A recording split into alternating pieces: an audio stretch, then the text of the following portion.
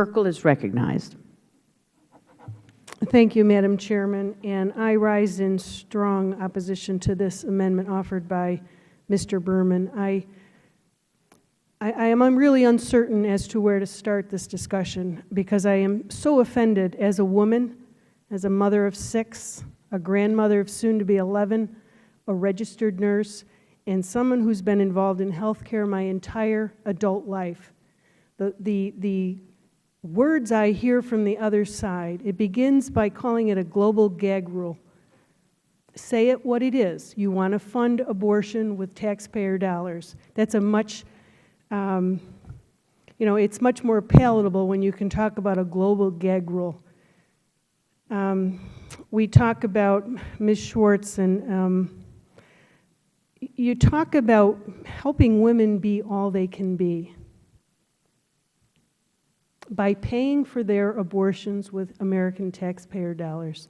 That's an insult to women, to say that they cannot function and be all they can be without paying for abortions. This is, and it's late, and this debate is really not about... It was about women having access to I'm health sorry, services. I didn't yield my time. It's okay. Thank you, Ms. Buerkle. This is not about whether or not we're in favor of abortion. This is about using taxpayer dollar for abortions. But we have got to tell the truth here. And referring to this as a global gag rule, talking about every day thousands of women die from childbirth. 1 in 6 women is in need of contraception.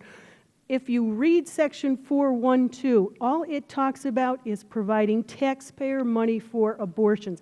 Doesn't talk about HIV/AIDS. It doesn't talk about contraceptives. It doesn't talk about any of the other health issues that we are happy to provide funding for. This 412 talks about taxpayer dollars being used for abortions.